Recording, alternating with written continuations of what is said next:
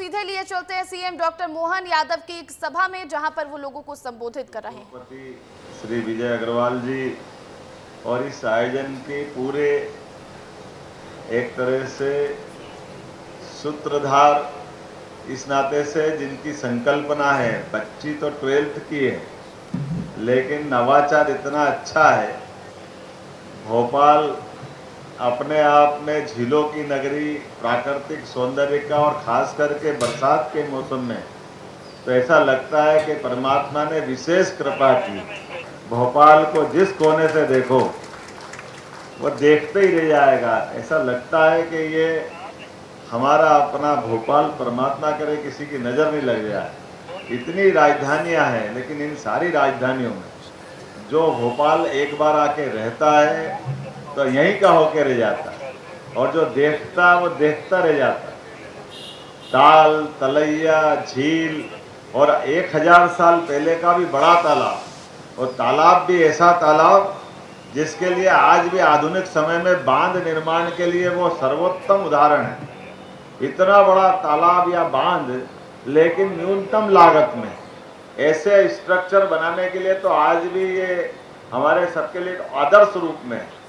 और मैं बच्ची एसना के लिए जोरदार अभिनंदन करें अपनी तरफ से, जिसके मन में कल्पना आई कि ये हमारा तालाब का पानी या झील का पानी, इसको साफ करना चाहिए। ये नई टेक्नोलॉजी भी है, यद्यपि ये टेक्नोलॉजी ऐसी है जिसमें खर्च की दृष्टि से आमतौर पर पानी को फिल्टर करने के बहुत अलग अलग प्रकार हैं, लेकिन ये प्रकृति के, परमात्मा के हाथ के माध्यम से ही साफ होगा, जिसमें पौधे लगा करके ये हमारी अपनी एक अलग प्रकार की विधा है।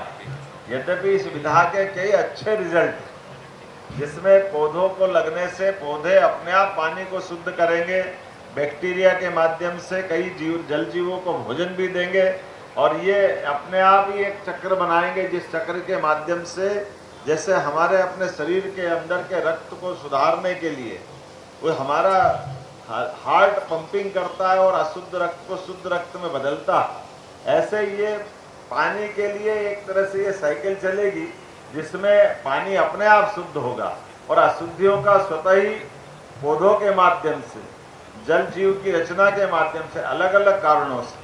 तो ऐसे में इसकी अत्यंत आवश्यकता भी, और लागत के हिसाब से दिमाग में नहीं लगाना, लेकिन लागत के बजाय काम बहुत बड़ा है। इतने बड़े काम को इसकी तुलना में केवल ये टेक्नोलॉजी बहुत काम की है। जोरदार अभिनंदन करें इस टेक्नोलॉजी के साथ, नवाचार के माध्यम से अपने बलबूते पर प्रणामी मंदिर के पास का पानी अगर शुद्ध होता है, ये हमारे जीवन शैली का एक हिस्सा है। काल के प्रवाह में और बदलाव आएगा कि हमको जल का उपभोग करने की तो आदत पड़ी है, लेकिन हमारे जल को उपभोग करने के बाद उसका जो स्वरूप बनता है, उस स्वरूप की जो विकृति है, उस विकृति को दूर करने का ये नवाचार भी है।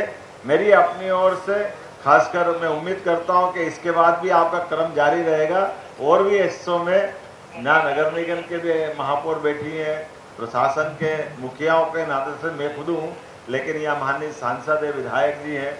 हमारे उज्जैन में भी कालिदास अकादमी के कैंपस में इसी प्रकार का एक छोटा तालाब है, जहाँ लोग अपने उपयोग का गंदा पानी निकालते हैं, तो वहाँ उन्होंने नाले के ऊपर वो वनस्पति लगाई।